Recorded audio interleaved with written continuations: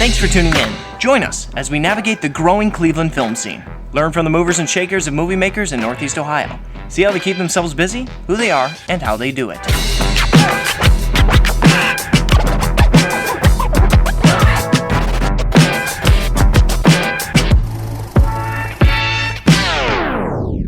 Okay, I'm going to start this. This is the beginning of the podcast. Today, who's on the show today? We got Mike Wendt. So, Mike, you want to you want to say hi to the. Hi, everybody. Needs no introduction, but we'll give him for one. having me. Sorry, Jesse was trying to cut you off. What was that, Jess? I know. I was trying to put in a quick joke there about how he needs no introduction, but we'll give him one anyway. Well, go for the joke. Go for the joke anyway, Jess. I'm sure it'll still land. Go for that. Ready and. Well, the joke is that he needs no introduction, but we'll give him one anyway. All right. Well, thanks for coming on the show today, Mike. We got Jesse DeFranco here, who has a little bit of a history with Mike, and so we wanted to have them on together to be able to kind of talk about some of the. So first off, tell us a little bit about your credentials. What are some things that people might know you from? Hint, hint. There's some Sure. big projects. So a lot of people know me now because I work for the Greater Cleveland Film Commission. I'm the production coordinator. So what that typically means is if a film is looking to shoot here in Northeast Ohio, they usually reach out, and I'm one of the first points of contact. So I basically give them the lay of the land and tell them that, yes, you can make your film here. But I've been doing this for a while, so I've worked on a lot of the films in town before I started working at the commission. So worked on Captain America: The Winter Soldier, My Friend Dahmer, among others.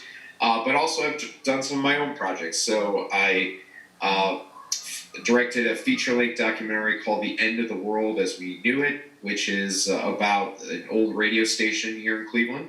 And then I had the pleasure of directing Mr. DeFranco and Jesse Lee in a short film called Goodbye Ohio, among many other short films that I've got to work on in the area. So love promoting the scene here, and I love things like that, like podcasts like this. That we can all support each other, and there's really, because so many people are doing various things. It's just there can be sometimes like this.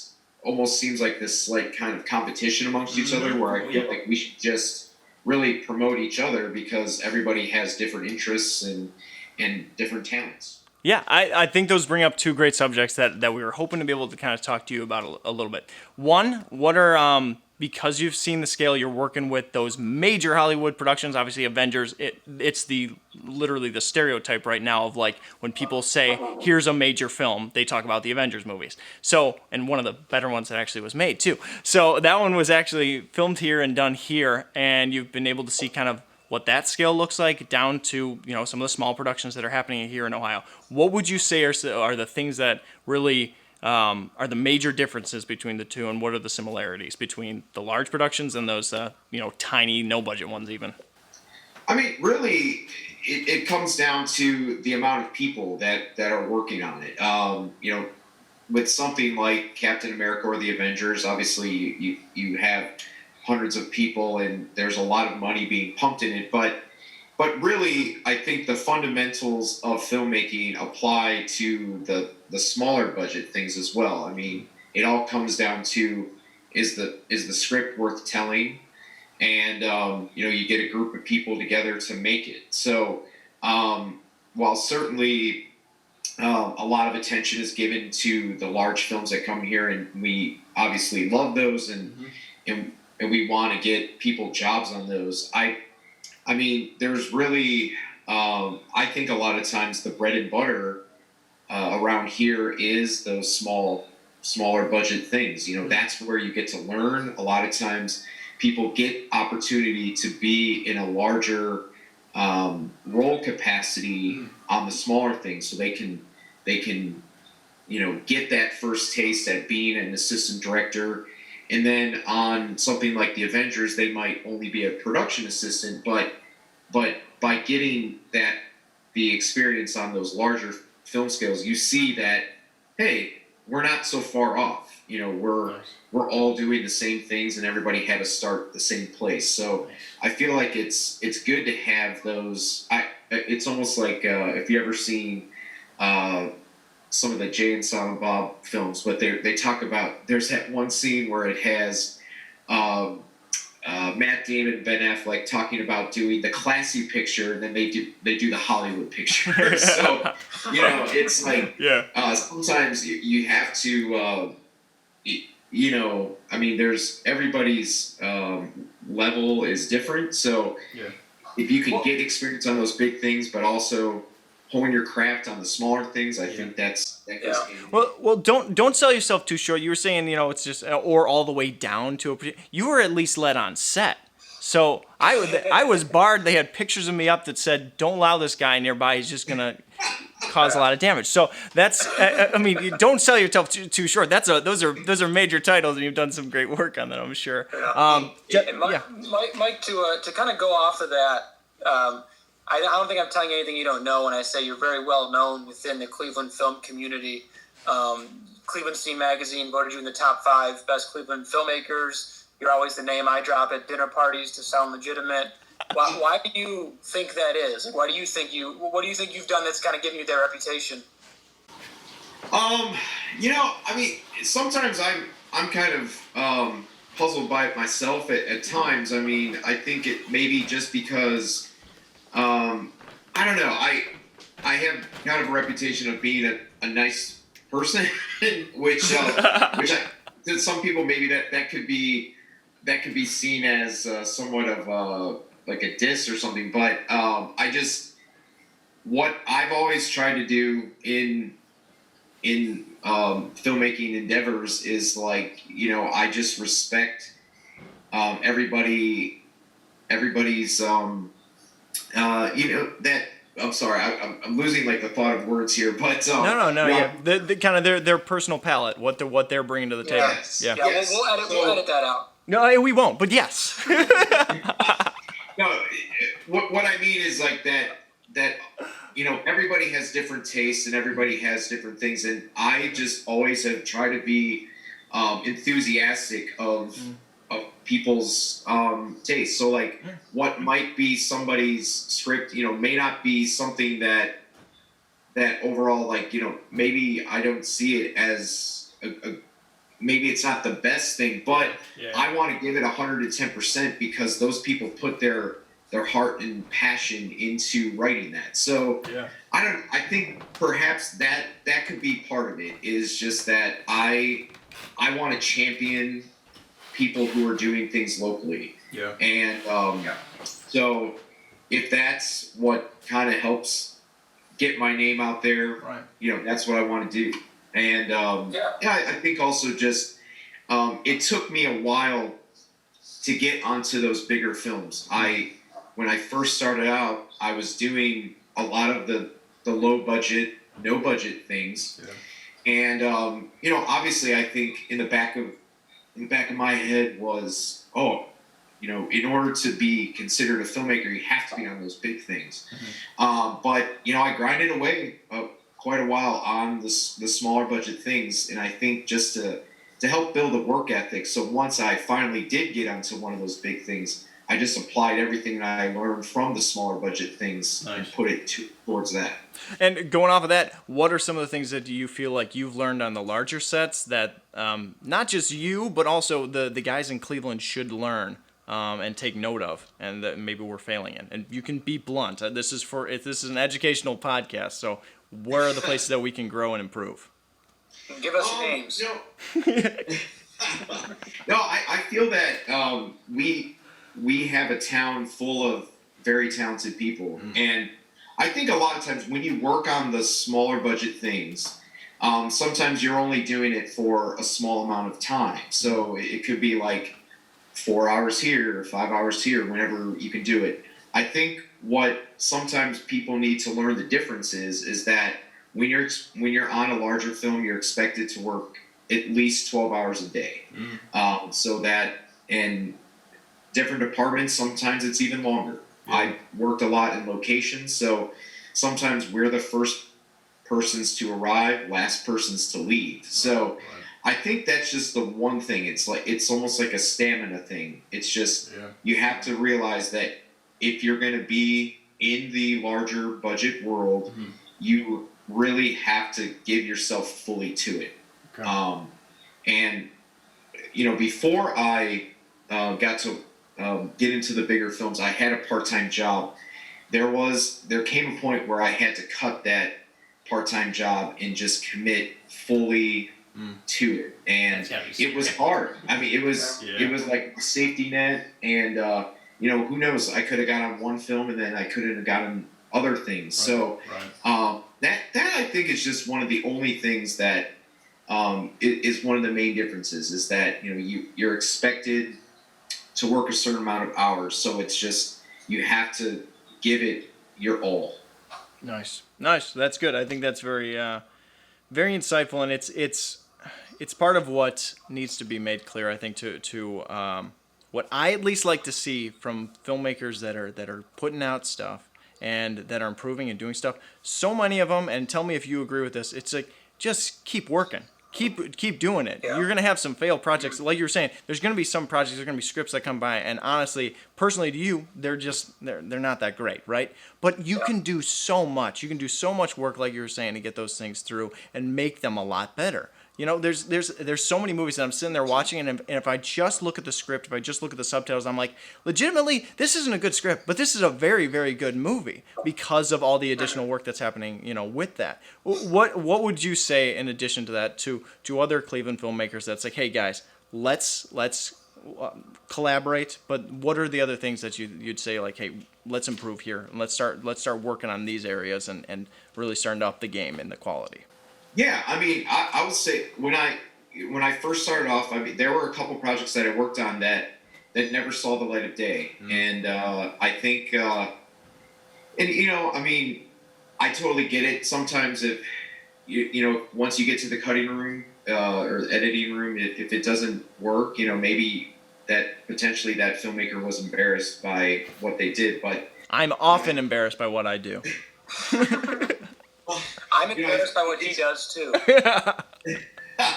Well, I just feel like it's just something, you owe it to the crew that and actors that gave their time to it to put it out there, and even if it's not the greatest project, I mean, I feel it's like you owe it to those people to give it to them, to show it, like, this was what our hard work bore, or yeah, absolutely. I think sorry, just kind of go off of John's question there. I mean, when it comes to just producing as much content as you can, what would you recommend for like Cleveland filmmakers? Because I know you could spend a year on like a feature film that you're very proud of, or within that time you might be able to make 4 short films and send those out to festivals and get recognition that way. So from your experience, what kind of advice would you give? What would you lean more towards? I would say, I mean, there are some people that I know that are super talented in this area who can churn things out so quick.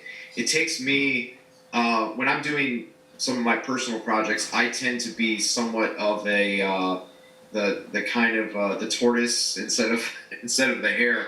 I would just say, for those who can create, go ahead and do it. But I think also, hone the scripts. Listen to feedback. Send the scripts off to people. Get that feedback. Because I mean, who knows? I mean, maybe that first draft might seem good to you, but maybe it could use a little bit of improvement. So, but like I said, I really applaud a lot of. I think over the last 6 to almost like year and a half here, I've seen a lot of local filmmakers churn out things, and some of it is really great quality. Especially, I've seen a lot of, obviously, with the 48-hour film competition, you see a lot of great quality work every couple months because they have those contests. But yeah, I just, every person's different and every person works differently. Some people can just, say they're going to shoot something and they make it right there. Some people need that extra time. So I think it's all just in your comfort level. But once again, I think it's a case where even if you're not at that talent level, there's no reason to, because sometimes there seems to be some slight animosity between people, and there's really no reason for that. It's just, if your thing takes a little longer, so be it. And but yeah, there's no reason for like any animosity on social media or anything. Yeah, no, for sure. I think that's there's a little bit of a mix up, and I felt it even personally myself and trying to just deal with it. I think there's a lot of competitive nature in the Cleveland film market, but it's also it's not being limited to just the quality. I'd love for everybody to be competing against the quality of the Last Guy's project. That's great. Keep that up. But I think there's a little bit of that, like, I don't want to help you, you're not my team kind of a thing, and that's just rough. All right, Jesse left the call. We lost Jesse, but that's fine. Actually, one last question I want to make sure I get answer from you. Because you've got that nice guy kind of personality, and just personally for me as a director too, if you've got that reputation, I'd love to learn from you. How are you doing that to be able to make sure that people are still keeping you as that nice guy, but also you're able to, not just let a shoddy job go past, Well, I think one of the things that's helped me in that is for a couple years, at least 5 years, I was on the selection committee for the Cleveland International Film Festival. And they give us great instructions is to always give something constructive criticism. Even if you don't like a movie, give them something positive that they can feed off. Because Cleveland is one of the only festivals that I know of that gives you the notes, the screener notes. So I've always I thought that was a great thing, and I've always kind of taken with that. So I always try to start off with first the positive, and then if I have something negative, I do it in the most. I try to do it in a way that is not harsh, but just gives it to the filmmaker in a way that I hope they don't take offense to, that they can just that they hopefully and it's all just apples and oranges anyway.